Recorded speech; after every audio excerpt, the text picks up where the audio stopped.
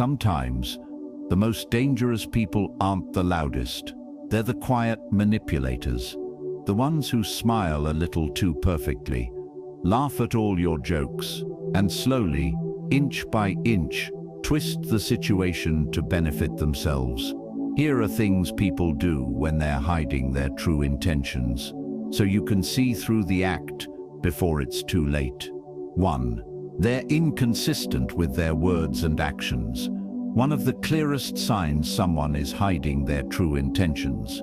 Their words and actions simply don't match. They say one thing, but they do another, and they do it just subtly enough to make you second-guess yourself. It's not always obvious at first.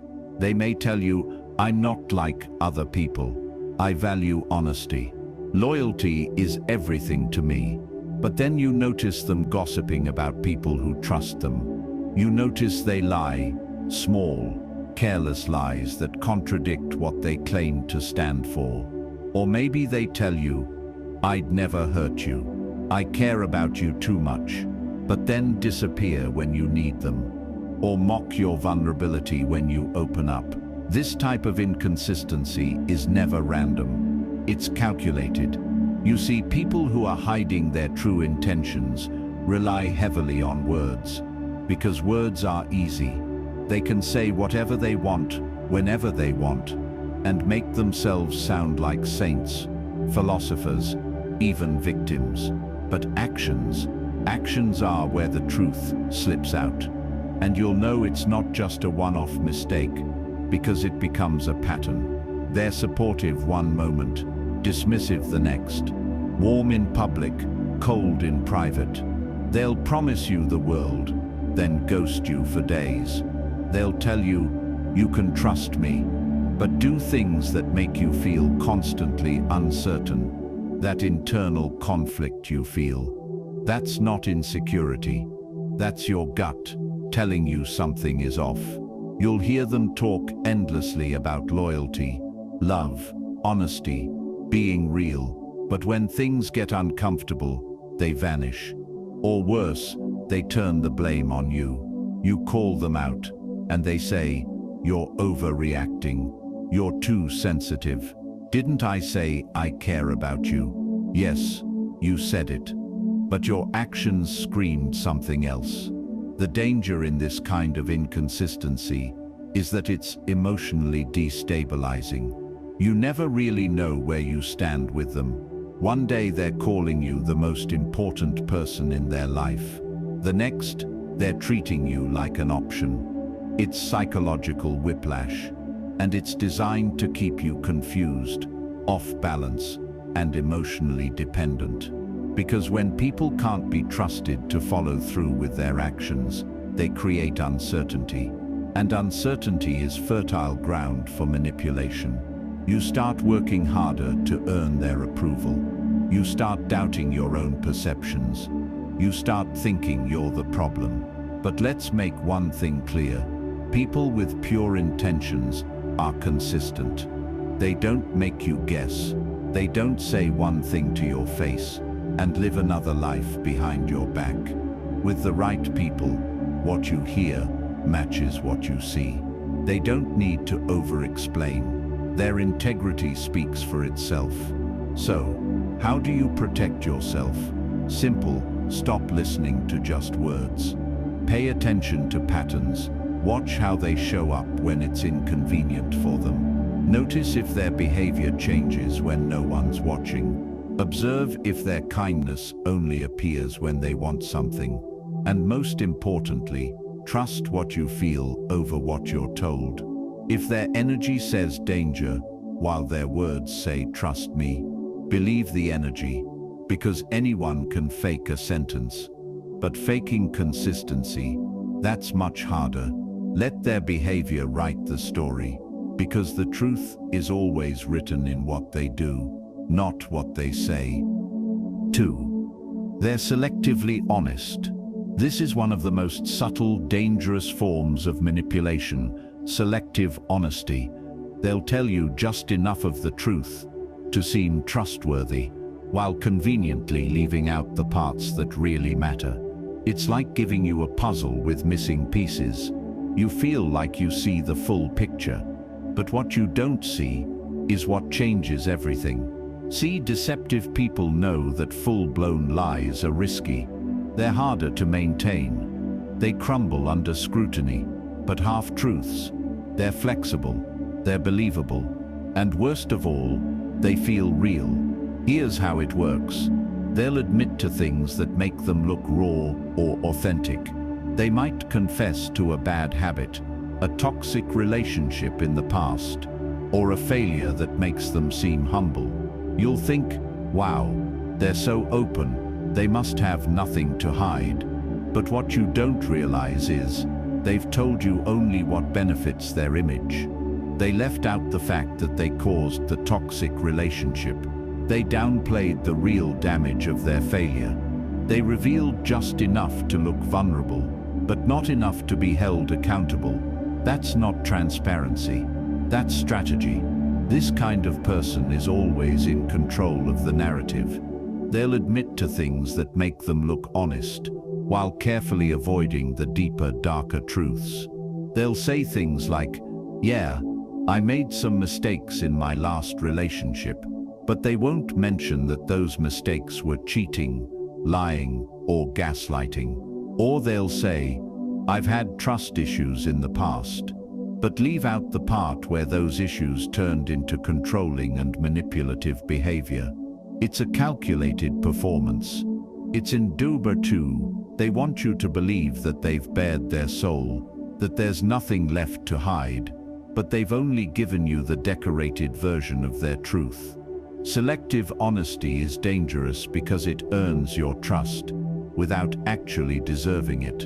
And once they've got that trust, they use it, they lean on it, they manipulate your empathy. They paint themselves as misunderstood, flawed, or working on themselves, so that any red flag you notice later gets ignored. You'll find yourself saying, but they told me everything. No, they told you what they wanted you to know, and kept silent on the rest. It's emotional misdirection, like a magician distracting your eyes with one hand while hiding the trick with the other. You think you're seeing the whole person, but in reality, you're only seeing what they want you to see. Now here's how to protect yourself. Pay attention to the gaps, the inconsistencies, the way their stories sound polished, but somehow incomplete. Notice how they react when you dig deeper. Do they get defensive? Do they pivot the conversation? Do they suddenly become vague or quiet? Genuine people don't fear the messy truth. They're not selective with it. They tell you the good, the bad, and the ugly, because they have nothing to hide. But people with hidden intentions curate their honesty. They wear it like perfume, just enough to be noticed, but never enough to reveal the scent of who they truly are. So the next time someone tells you their story, listen not just to what they say, but to what they avoid, what they gloss over, what feels too neat to be real. Because truth isn't tidy, and honesty doesn't come in fragments. Real trust is built on the whole story, not the highlights. 3. They keep relationships transactional. At first, it might feel like a friendship. They check in, they say the right things, they seem helpful, but soon enough, you start to notice something. Every interaction feels like a favor exchange, a silent contract, an invisible scoreboard ticking in the back of their mind. That's because people who are hiding their true intentions rarely seek genuine connection. They seek utility. They don't see you as a person. They see you as a tool. And the relationship, it's a transaction. They help you, sure, but not out of kindness, not out of care. They help you because they want to collect. They'll say things like, remember that time I helped you with that thing, or I've done a lot for you, and now I need something in return. Notice the tone, notice the pressure. Their kindness isn't kindness, it's credit. And every nice thing they do for you has interest attached. They show up when it benefits them. They ask how you're doing, but only when they're about to pitch you something. They offer support, but only when they know it'll give them leverage later. And if you ever say no to them, they act betrayed, as if the entire relationship was conditional on your obedience. This type of person doesn't love, they negotiate. They don't connect, they calculate. And they're very good at disguising it. They'll say, "I'm always here for you."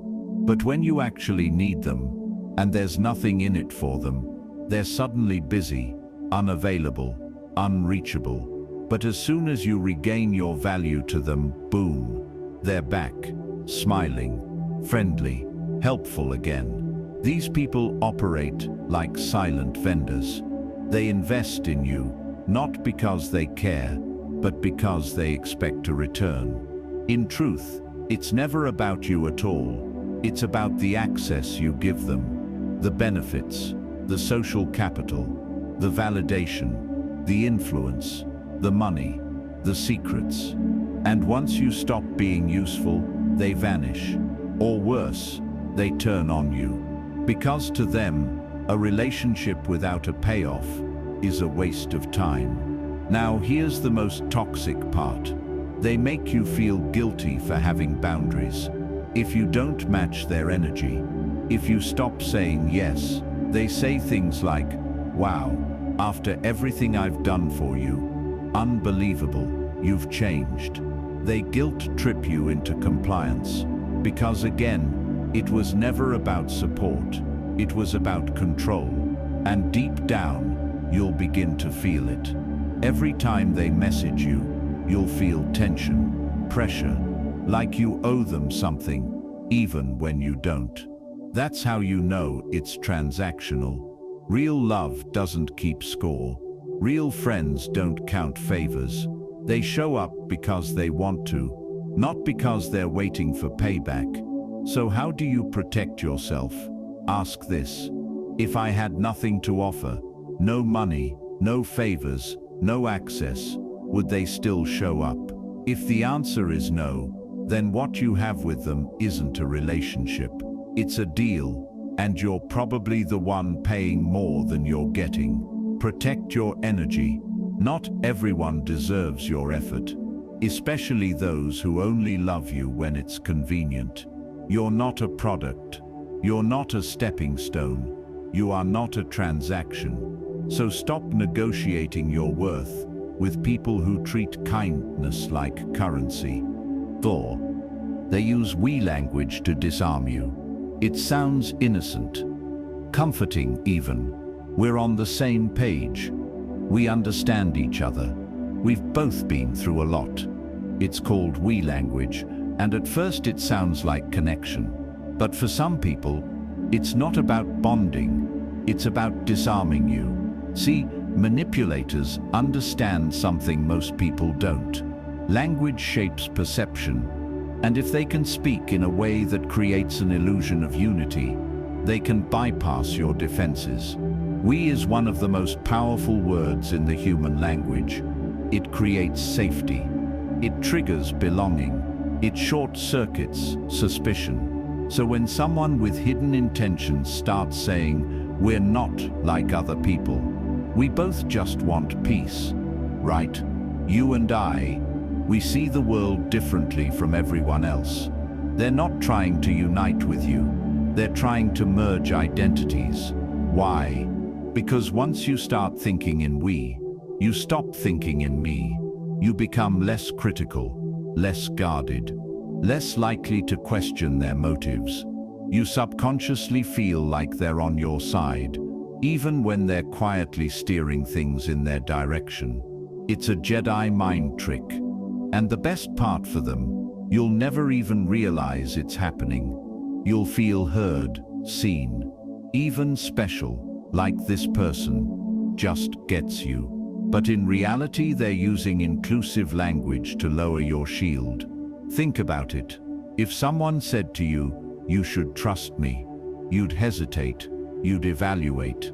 But if they say, "We don't need to overthink this, right?" It's smoother, less confrontational. It invites agreement without ever asking for permission. They're not asking you to trust them directly. They're assuming trust already exists. It's subtle, but it's manipulative genius, especially in conflict. They might say, "We both know this is just a misunderstanding," even though you're furious, even though they crossed the line. But the moment they say "we," they've rewritten the story to make it seem like you agree with them. They frame reality in a way that folds your emotions into their narrative. And if you push back, you risk sounding combative, dramatic, or selfish. Because who wants to be the one to break up a "we"? That's the trap. People with hidden motives use this language like a shield, not to protect you, but to protect themselves from being questioned. They don't want a relationship. They want compliance dressed up as connection. So how do you spot it? Look at the timing. Does the "we" talk ramp up when they want something from you? When you're resisting? When you're unsure? If they only say "we" when things are going their way, but say "you" when things go wrong, that's a sign. Real unity doesn't need to be declared with every sentence. It shows in actions, in consistency, in shared vulnerability, not just in poetic phrases that blur your sense of individuality. So next time someone says, "We've always had each other's backs," ask yourself, have they really? Or is that just another line to get you to drop your guard? Because "we" should mean partnership, not manipulation, not control, and definitely not subtle persuasion disguised as intimacy. 5. They always play the victim. There's nothing wrong with being vulnerable. We all go through pain. We all have moments when life knocks us down. But there's a huge difference between being a victim and playing the victim. Some people, they weaponize victimhood. They use it as a shield to avoid accountability and as a tool to gain control. They'll tell you their whole life story, but only the parts where they were wronged. They were betrayed, used, misunderstood, abandoned. Everyone in their past, toxic, jealous, crazy. Apparently they were always the one getting hurt, never the one doing the hurting. At first, you feel bad for them. You empathize. You want to support them, because their stories seem so real, so emotional, so unfair. But slowly, you begin to notice a pattern. They never take responsibility. It's always someone else's fault. Always someone else who started it. And anytime you try to hold them accountable, they flip the script. Suddenly, you're the villain. You're being too harsh. You don't understand what they've been through. You don't care. It's manipulation through guilt. They create a narrative where they are the wounded one, so that you're always on the back foot, always apologizing, always trying to make it up to them, even when you didn't do anything wrong. And the moment they feel cornered, they cry, retreat, or emotionally collapse. Not because they're truly broken, but because they know it's the fastest way to reset the power dynamic. They want control, but they don't take it with force. They take it with sympathy. Here's the trick. They make you feel like helping them is your responsibility. That if you don't comfort them, listen to them, fix things for them, you're cold-hearted. You're the bad guy. You've failed them. And worst of all, they use their victim story as a shield against consequences. Call them out for something they said. They'll say, "I didn't mean it. I was just having a hard day." Point out their hypocrisy. They'll say, "This is why I don't open up. People always hurt me when I'm vulnerable." Catch them lying or manipulating. They'll start crying and say, "I've just been through so much. I can't help it sometimes." Every confrontation turns into a therapy session where you're the therapist, and they're the fragile soul who must never be questioned.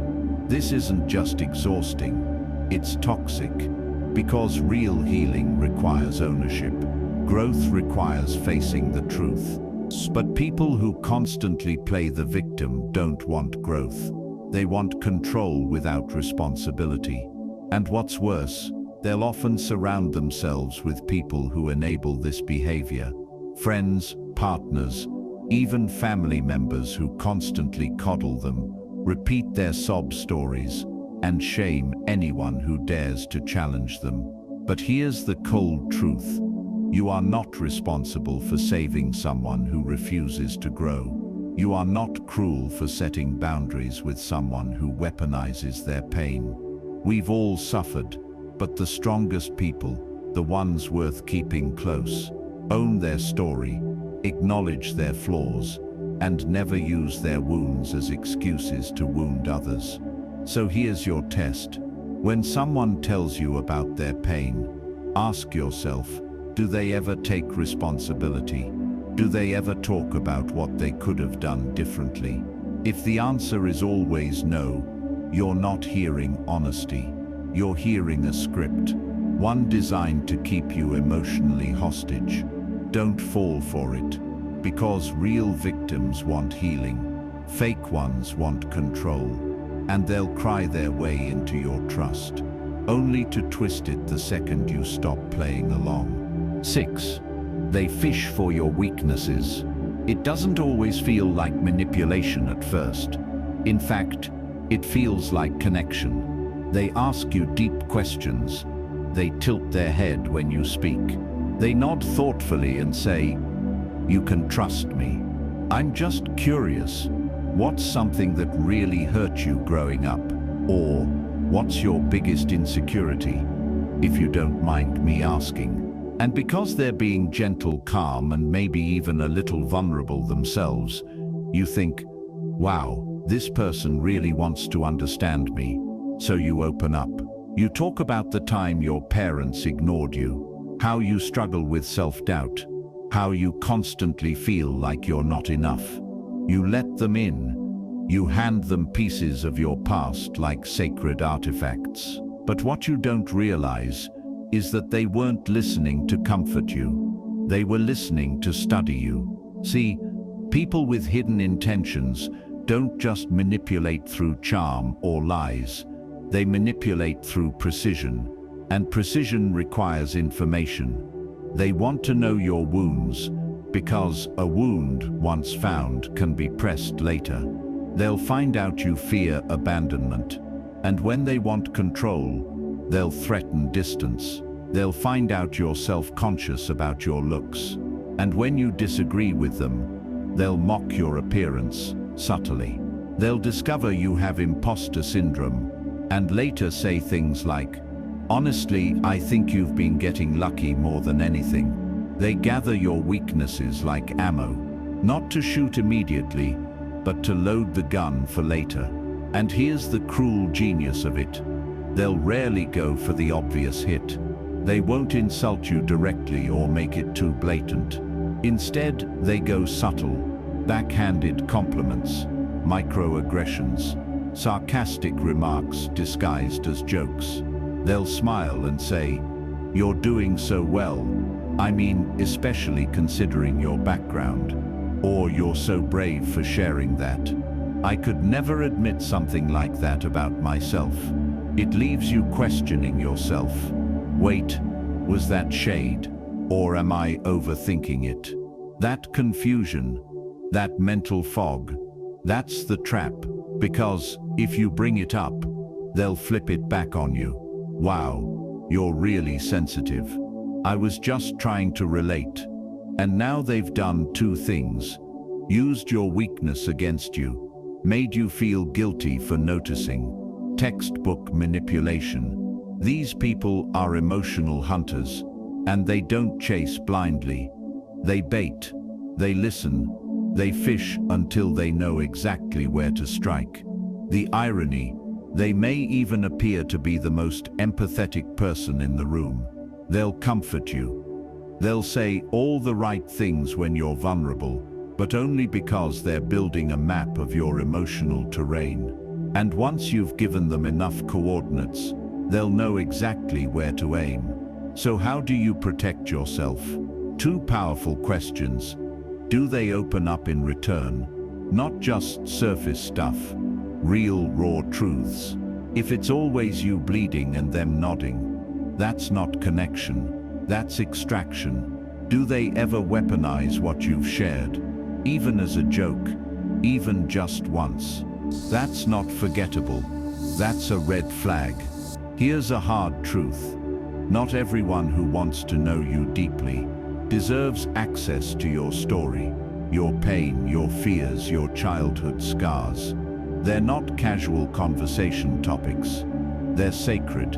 And if someone's curiosity feels just a little too focused on what's wrong with you, you don't owe them anything. Keep your circle tight. Test people's intentions through time, not tears, because the right people won't fish for your weakness. They'll protect it, not because it benefits them, but because they understand that your vulnerability is a gift, not a resource. 7. They pretend to share your values. This is one of the most manipulative and hardest to spot tactics of all. People with hidden motives don't just lie to your face, they lie to your heart. They study who you are, what you believe in, what moves you, and then they mirror it back perfectly. You believe in loyalty? So do they. You value honesty? Same here, they say. You're spiritual? Suddenly they start quoting scriptures, lighting incense, or talking about energy. You're passionate about justice, veganism, minimalism, Stoicism, Christianity, climate change, hustle culture, whatever it is. They're coincidentally aligned. But here's the truth. They're not matching your values out of authenticity. They're doing it to gain access. They understand that the fastest way into someone's trust isn't through charm, it's through shared values. Because once you believe someone gets you on a core level, you stop questioning them. You drop your guard. You think, finally, someone who understands me. But that's not connection. That's camouflage. And it's dangerous. Because when someone pretends to share your values, they gain influence over your decisions, your time, your loyalty, your judgment. You start inviting them deeper into your life. You start defending them, trusting their advice, letting them speak into your future. And by the time their mask starts to crack, it's often too late. You'll catch them saying or doing things that directly contradict the values they claim to hold. Wait, I thought you said you hated gossip, but you're talking trash about your friend. Didn't you say you were religious? Why are you mocking people who are? You said you were big on loyalty, but you just betrayed someone who trusted you. And when you confront them, they get defensive, they gaslight you, they twist it back. Why are you being so rigid? I never said I was perfect. You're overreacting. It was just a joke. But it's not a joke. It's not a slip-up. It's a revelation. You're seeing who they really are. See, pretending to share values isn't just dishonest. It's strategic. It's a manipulation of your identity, because if someone mirrors your values, they don't just gain your attention, they gain your approval. And that approval makes it easier for them to get close to you, avoid suspicion, influence your actions. They hide behind your worldview because they know you're less likely to question someone who seems to walk your same path. It's not just creepy, it's calculated. Here's what makes it worse. They'll often exaggerate how passionately they agree with you. If you mention a value that's important to you, they won't just nod, they'll amplify it. They'll say, "I've always believed that." People who don't think like that are honestly trash. I knew we were the same type of person. Too much, too soon. That's your clue, because real values are lived, not shouted. They're revealed over time, through action, not fast-tracked through words. So how do you protect yourself? Watch them. Don't just listen to what they say. Observe what they do when no one's watching. Do their choices reflect the values they claim to have? People often think deception comes dressed in lies, but more often it comes dressed in familiarity, in charm, in flattery, in the illusion of connection. But if there's one thing you should remember from this entire video, it's this. Not everyone who smiles at you is a friend, and not everyone who listens to you deserves to know you. Guard your energy, test people's consistency, and trust patterns, not promises, because those with hidden intentions will always tell you what you want to hear, but show you who they really are through what they do when they think you're not paying attention. So, pay attention, protect your peace, and above all, stay grounded, stay alert, and never mistake closeness for character.